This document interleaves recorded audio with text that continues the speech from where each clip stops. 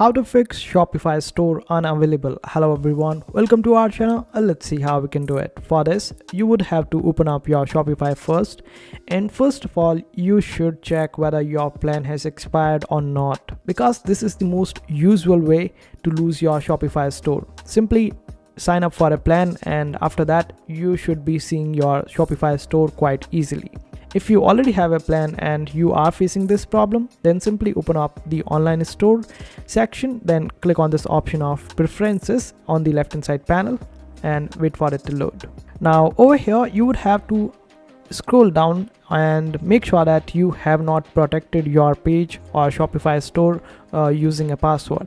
Simply make sure that you uncheck this particular box, and it appears only when you have a plan. Since I don't have a plan, that's why I cannot restrict people, but by mistake some people just restrict their store, and that's why it is unavailable.